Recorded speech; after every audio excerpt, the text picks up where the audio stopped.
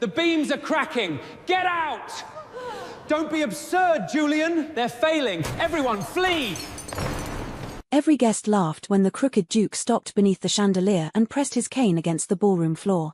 The beams are failing, he warned. His brother lifted a glass.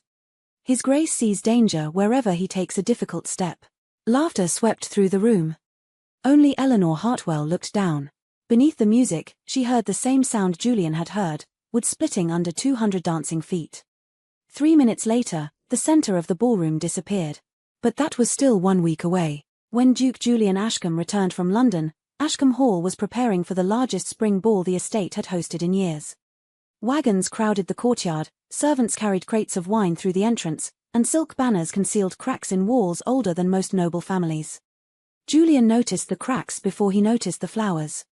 He had been born with a sharply curved spine, one shoulder higher than the other, and a gait that became painful in damp weather. On difficult days, he relied on a black cane. Since childhood, every uneven floor and loose handrail had demanded his attention because one careless step could leave him unable to rise without help. Society mistook that caution for fear. Behind his back, they called him the Crooked Duke. At the main staircase, Julian placed one hand on the banister. It shifted beneath his weight.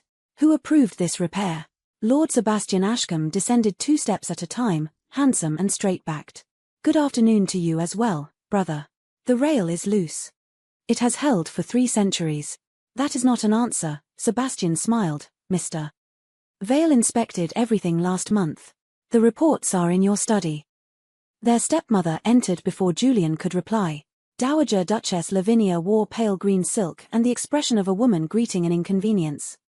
The ball will restore confidence in Ashcombe, she said. It would be unfortunate if your usual anxieties disturbed the preparations. My anxieties have kept tenants out of collapsing cottages. And deprived this family of 3 dinners and a Christmas assembly. Julian said nothing. He had learned long ago that anger only gave Lavinia another feature to criticize. In his study, the inspection reports appeared complete. Timber deliveries, masonry repairs, reinforcement of the ballroom floor, every page bore official seals and at the bottom, Julian's signature. He stared at it. The name resembled his hand, but the final stroke leaned too far to the right. I did not sign this. Sebastian poured himself a glass of brandy. You signed dozens of documents before leaving. I remember what I sign. Do you? Lavinia asked softly. The physician increased your medicine that week. For one dangerous moment, Julian wondered whether she was right. Pain blurred hours. Laudanum blurred more. Then the study door opened and an unfamiliar woman entered carrying measuring rods, rolled plans, and a leather notebook. Her charcoal dress had no fashionable trimming, and a pencil rested behind one ear. Sebastian frowned. Where is Mr. Wycliffe? Recovering from gout. I am Miss Eleanor Hartwell, his assistant. Assistant. I completed the structural drawings he sent last winter. Julian expected her to stare at his back or rush forward when he shifted his cane. She did neither. Instead, she studied the wall behind him. Does your pain worsen when the western floor vibrates? The question silenced the room. Julian's gaze sharpened. Why? The doorway has dropped nearly half an inch and the plaster has separated along the load line. If the floor above is moving, you may feel it through the cane before anyone else notices. For the first time that day, someone treated his caution as evidence rather than weakness. Show me. The ballroom glittered with mirrors and unfinished decorations. Servants tested the chandeliers while musicians arranged their chairs upon a raised platform. Julian crossed the room slowly, striking the boards with his cane at regular intervals. Near the center, the sound changed from firm to hollow. Eleanor crouched beside several new nail heads. These boards have been lifted recently. According to the reports, the beams beneath them were replaced with seasoned oak. She removed a narrow metal tool from her case and pressed it between the boards. The wood beneath gave too easily. This is not oak. Sebastian appeared in the doorway. Must we dismantle the room because my brother dislikes the sound of his own footsteps? Eleanor rose. The floor should be inspected from below before anyone dances here. It has already passed inspection. By whom? Men whose names are known beyond a drawing room? Julian's expression hardened, but Eleanor answered before he could. Then they will have no objection to proving their work. That evening, Lavinia seated Eleanor far below the family at dinner. Sebastian entertained the guests with stories about Julian's inspections, describing how the Duke had once halted a garden party. The laughter came quickly. Julian kept his eyes on his plate. Across the table, Eleanor pushed back her chair. "You are leaving?" Lavinia asked. "I have lost my appetite." She found Julian later in the library, standing beside the fire with one hand pressed against his lower back.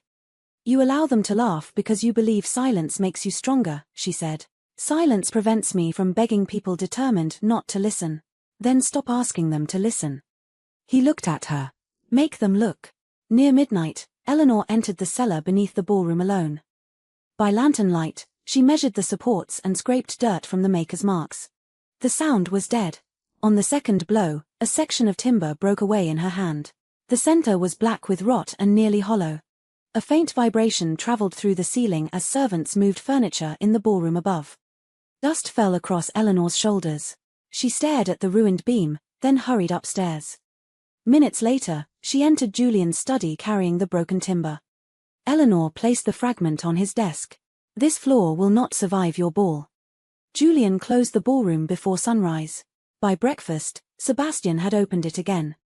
A notice bearing the Duke's seal appeared outside the room. It declared that the damaged timber had been removed and that the remaining structure had passed inspection. Servants resumed hanging garlands. Musicians returned to their platform. By 10 o'clock, Lavinia was directing the placement of imported roses as though no warning had ever been given.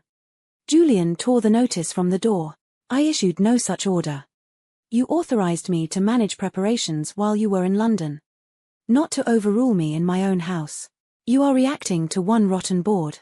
One rotten board beneath the center of a ballroom can kill 200 people. Lavinia approached with several members of the estate council behind her. "Mr. Vale has confirmed that the damaged timber was an isolated defect," she said. "The floor remains safe."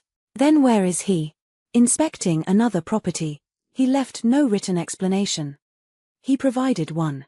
She handed Julian a report. His name appeared again at the bottom. The signature was almost perfect. Almost.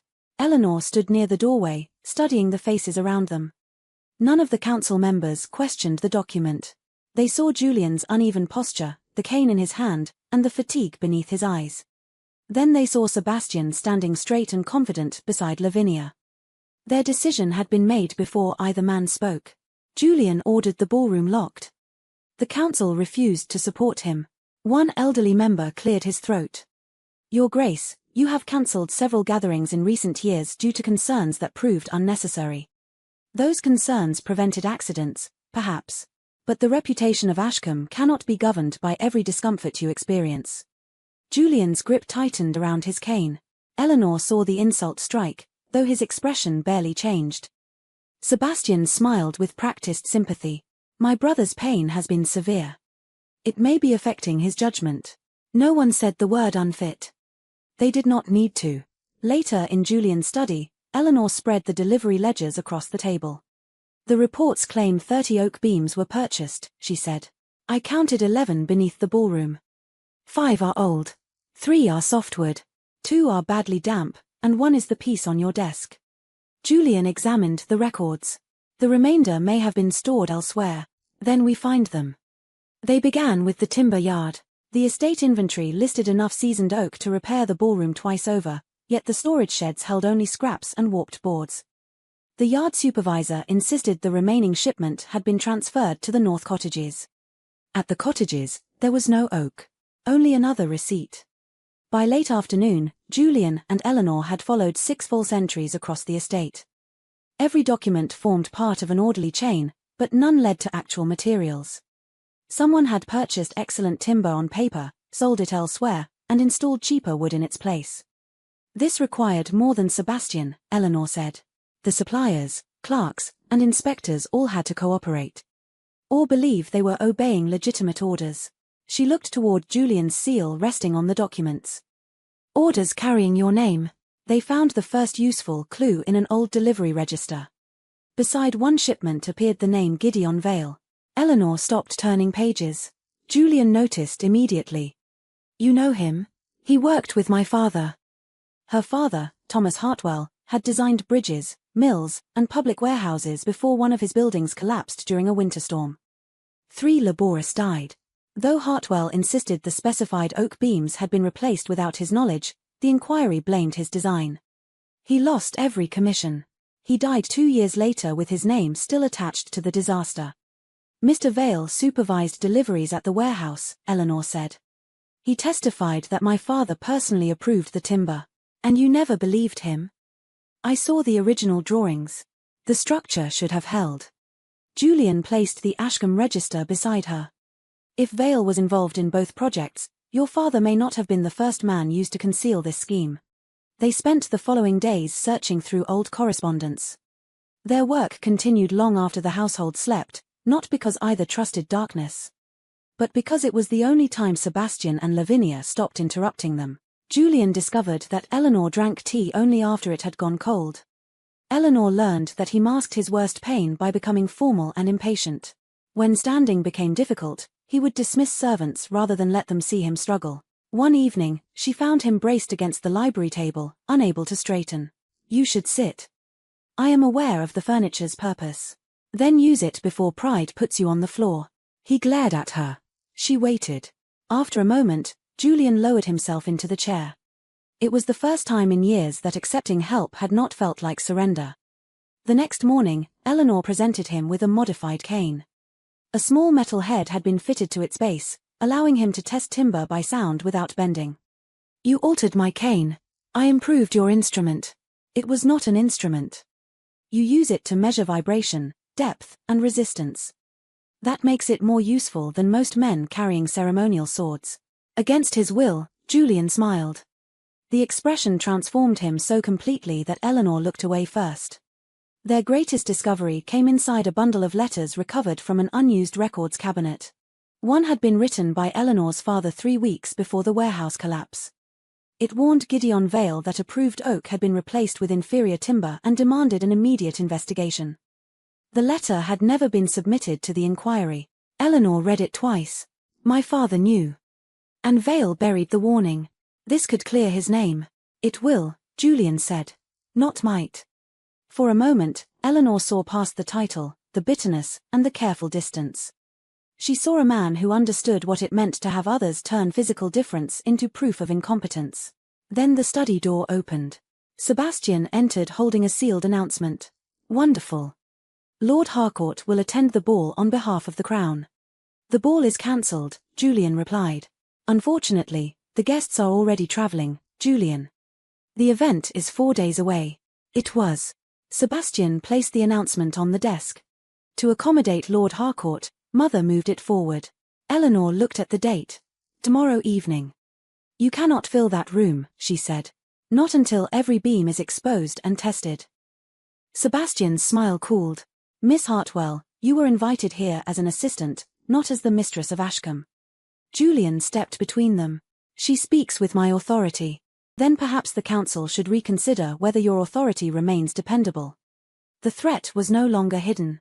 That afternoon, messengers left Ashcombe carrying letters from Sebastian to every council member. One copy intercepted by Julian's secretary proposed that the Duke's increasing physical and mental distress justified transferring temporary estate authority to his younger brother. Julian read it without visible reaction. Eleanor did not. They have done so since I was a child. And you still answer them with silence. His gaze turned cold. You mistake restraint for surrender. No. I think they taught you to confuse dignity with disappearance. The words stayed between. Outside, carriage wheels began sounding along the drive.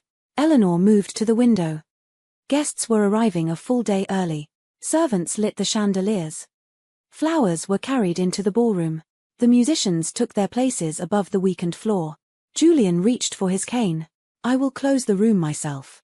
Before he reached the door, Lavinia's voice rang through the entrance hall below. Ashcombe will not bow to the fears of a man frightened by his own shadow. Applause followed. Eleanor looked at Julian. He did not appear frightened. He appeared furious. Together they walked toward the ballroom as the first dance began above beams that were already starting to split. By the time Julian and Eleanor reached the ballroom, nearly 200 guests had gathered beneath the chandeliers. The orchestra played from the raised platform. Silk gowns turned beneath candlelight, Polished shoes struck the floor in measured rhythm, and every repeated step sent a faint vibration through the room. Julian felt it through his cane. Eleanor saw it in the wine. The surface of every glass trembled upon the nearest table, though the musicians had not reached the strongest part of the dance. Sebastian stood at the center of the room with Lady Rosamond on his arm, receiving congratulations for preserving the Ashcombe ball despite his brother's objections. Lavinia watched from beneath the family portrait, calm and triumphant. Julian struck his cane against the floor. The sound disappeared beneath the music. He struck it again, harder. Stop the orchestra. Several dancers turned, but the musicians continued. Sebastian lifted his glass. My brother has decided the evening lacks sufficient drama. Scattered laughter followed. Julian walked farther into the room, each step deliberate despite the pain tightening across his. This floor is unsafe. Everyone must leave immediately. A murmur moved through the guests. Sebastian raised his voice before fear could take hold. His Grace has always found flat ground more threatening than the rest of us. This time the laughter was louder. Eleanor moved toward the nearest table and placed 2 fingers against the rim of a glass. Small waves crossed the wine. Above them, the central chandelier began to sway. There was no wind.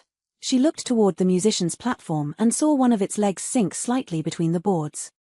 Julian, she said. He had already noticed. Stand still, Eleanor shouted. The orchestra faltered. Sebastian's face darkened. You have no authority to address my guests. A deep crack answered him. It began beneath the center of the dance floor and traveled toward the western wall, splitting the varnished boards in a jagged black line. The room went silent. Then everyone moved at once. Guests rushed toward the main doors. Skirts tangled beneath shoes. A woman screamed as a chair overturned and the pressure of the crowd drove those nearest the entrance against the walls. Do not run, Julian commanded. Few heard him.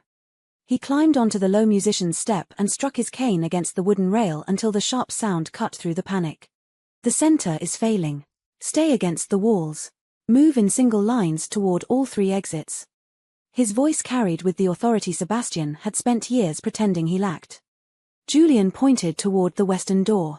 Open it. A footman hesitated. It has been locked for the evening, Your Grace. Break it. Captain Reed was not there to help him. Neither was any council member who had supported his warnings. Yet the servants obeyed immediately. Eleanor seized the architectural plan from a side table where it had been left after the decorators measured the room. The strongest beams run along the outer walls, she called. Do not cross the center. Keep your weight near the columns. Julian directed the elderly guests toward the eastern exit while Eleanor guided the servants in lowering the smaller chandeliers. Every object removed from the ceiling reduced the strain upon the failing structure. Sebastian pushed through the crowd toward the main doors. You are frightening them unnecessarily. Another board split beneath his foot. He staggered backward. The dancers nearest the center screamed as the floor dropped several inches. A wide section tilted toward the room below, sending chairs, glasses, and broken timber sliding into the opening. Lady Rosamond lost her footing. She fell against the fractured edge, one arm disappearing through the gap. Julian moved before anyone else. He hooked the curved handle of his cane around the carved balustrade, lowering himself as far as his back allowed, and caught Rosamond's wrist with his free hand. The sudden weight nearly pulled him down. Pain tore across his spine, blinding and immediate. Rosamond stared up at him, terror replacing every cruel smile she had ever offered at his. Do not let me fall. Julian's grip tightened. I do not intend to. Eleanor crawled across the boards that remained aligned with the supporting beam. She reached Rosamond, caught the back of her gown, and helped pull her onto solid ground. The moment Rosamond was safe, the entire center of the ballroom collapsed. The sound was not a single crash but a series of violent failures, timber snapping, plaster breaking, furniture striking the floor below. Dust exploded upward, extinguishing several candles and covering the room in grey. A child stood frozen near the new edge. Eleanor lunged and caught him around the waist just as the board beneath his feet broke away. She dragged him toward the wall, shielding his head as fragments fell from the ceiling. Clear the room, Julian shouted. No one returns for belongings. Several had suffered cuts or twisted ankles, but the order Julian imposed prevented the rush from becoming a deadly crush. Only then did he notice Sebastian. His brother remained near a writing table beside the collapsed section, gathering papers into his coat. Even with the floor falling around him, he was trying to protect the records. Julian moved toward him. Leave them. Sebastian clutched the documents tighter. These prove nothing. They prove enough that you would risk dying for them. The floor shifted again. Julian extended his hand. For one terrible second, Sebastian looked at the hand as though pride might be worth more than survival. Then he took it. Julian pulled him across the narrow strip of remaining floor. The effort forced him to one knee, but he did not release his brother until both were against the wall. The western door opened from the outside. Gideon Vale entered through the dust carrying a leather-bound delivery book. His face was pale. I tried to leave, he said. Lord Sebastian's men stopped me at the village. Sebastian stared at him. These are the original shipments. Every beam purchased for Ashcombe is listed here along with the buyers who received them afterward. They carried the ledger into the entrance hall where guests, servants, and physicians had gathered. Lavinia immediately attempted to take control. This matter will be handled privately. The family must not compound tonight's misfortune with reckless accusations. Julian stood beneath the staircase, his coat covered in dust and one hand pressed against his. A private matter nearly buried 200 people. Sebastian pointed toward Eleanor. She advised the work. Her father's warehouse collapsed in exactly the same manner. Eleanor opened Vale's ledger. My father warned that approved oak had been replaced. His letter was hidden just as the true records were hidden here. Vale faced the guests. Thomas Hartwell's design was sound. I testified against him because I was paid to confirm falsehoods. Lord Sebastian later required the same arrangement at Ashcombe. The ledger revealed everything. The seasoned oak had been sold to another estate.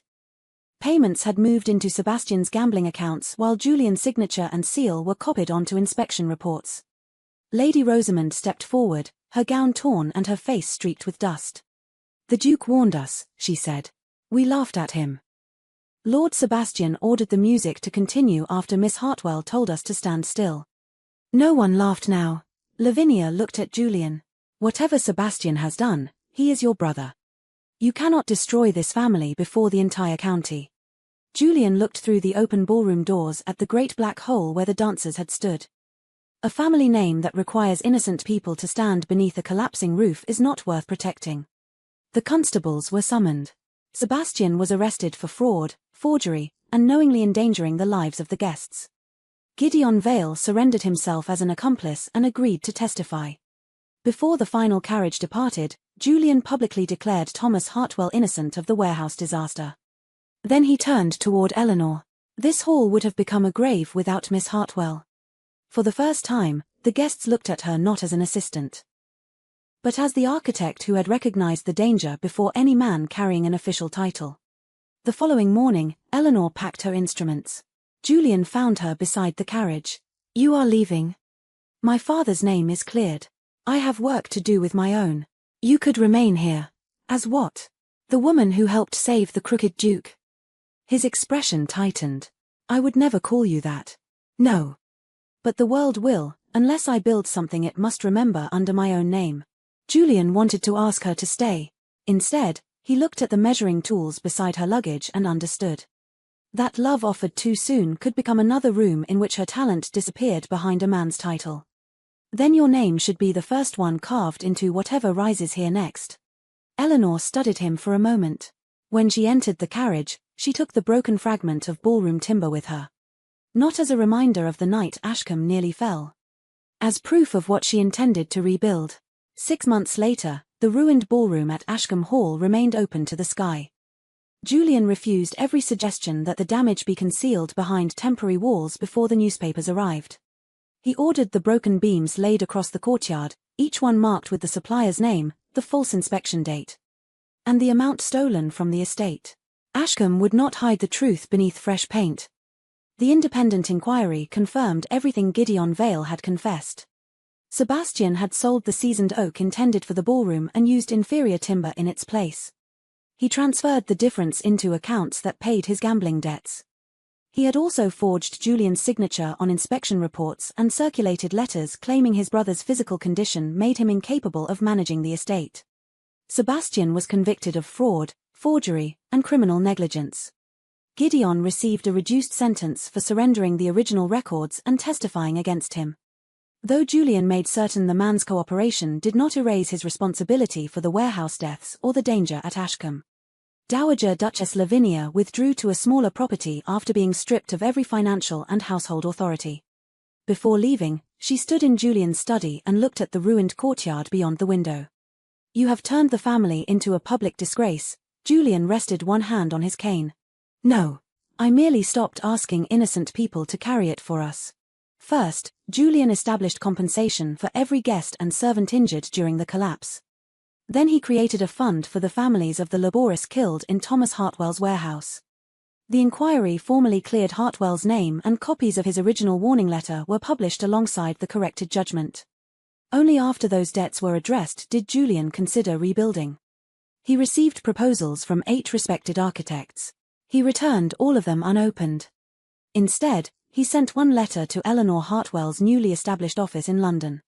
It contained no appeal to sentiment and no request that she return for his sake. It read, "Ashcombe requires a new public hall. It must be safe, honest, accessible, and designed under the architect's own name. I know only one person qualified to build it." Eleanor accepted the commission 3 weeks later, but her answer came with conditions. Every drawing would bear her name. All materials would be independently inspected. Workers would receive fair wages and protection for reporting unsafe practices. No room of public importance could depend upon a single staircase, and no decorative demand from the family would override structural judgment. Julian agreed to every term. Their first meeting took place in the ruined ballroom. Eleanor wore a practical grey coat, carried 3 rolled plans beneath one arm, and examined Julian with the same directness she had shown on the day they met. "You have lost weight," she observed. "You have become more commanding. I now employ 6 men who once refused to work beneath a woman. How did you persuade them?" "I offered fair wages and corrected their measurements." A brief smile passed between them, but neither pretended the months apart had erased what remained unspoken. The new hall took nearly a year to complete. Eleanor designed visible oak supports rather than hiding the structure behind plaster, and wide entrances opened toward the gardens and entrance hall. The musicians' platform stood upon its own reinforced foundation while the principal exits were placed where every guest could see them. There were no secret weaknesses and no decorative illusions. Julian attended every inspection, though he no longer forced himself to remain standing when pain made concentration difficult. He told Eleanor when his back hurt instead of disguising it beneath coldness. And she stopped treating every offered arm as an attempt to control her. They learned to ask. They learned to answer honestly. One afternoon, Julian found Eleanor alone beneath the unfinished roof, studying the main supporting beam. "Do you look at me and see a man who must be forgiven for his body?" he asked. She turned slowly. "No." "Then what do you see?" "A man who spent too many years apologizing for taking up space." Julian looked toward the open hall. "My body taught me to notice every weakness beneath my feet. I thought that made me less than other men. It made you the only man in that ballroom who understood what the floor was saying. And still I nearly failed to stop them. You warned them. Their cruelty made them deaf." He met her gaze. "You heard me. I believed the evidence. That is not as romantic as I hoped." Eleanor's expression softened. "It is more durable." The reopening of Ashcombe Hall drew nearly every person who had attended the disastrous event. Some came from guilt, others from curiosity, but no one entered laughing. Julian walked into the new ballroom with his black cane. His back remained curved. His steps remained slow, and pain still crossed his face when he stood too long. Nothing about him had been miraculously repaired. Yet when he reached the center of the room, every guest rose. Eleanor stood beside the architectural plans displayed near the entrance. At the bottom of each drawing, written clearly and without disguise, appeared the name Eleanor Hartwell, architect. Julian addressed the room. "This hall was designed by the daughter of the man Ashcombe allowed to bear our shame. Her father warned of corruption and was silenced. She warned us again, and this time we survived because she refused to be dismissed." He turned toward her. "Whatever strength this house possesses now carries her name." The applause began among the workers before spreading through the nobles. After the guests departed, the orchestra remained to play one final piece. "Then may I offer you a slower dance?" She placed her fingers in his. They moved carefully, following a rhythm built around Julian's natural steps rather than hiding them. He did not straighten his back for the room, and Eleanor did not pretend not to notice when he needed to pause. When the pain caught him, they stopped beneath the visible oak beams. No embarrassment. No apology. Only patience. I cannot promise you a straight road, Julian said. I have never trusted roads that pretend not to bend. He asked her to marry him there, without witnesses or family jewels. Eleanor accepted on the condition that her office, commissions, and professional name would remain her own. Julian answered without hesitation, I do not want your talent hidden behind my title.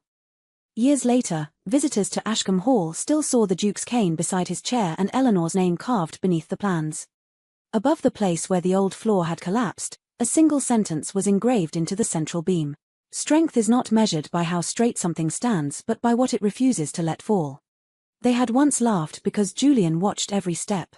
In the end, his caution saved them. And the man society called Crooked became the most honest foundation Ashcombe had ever known.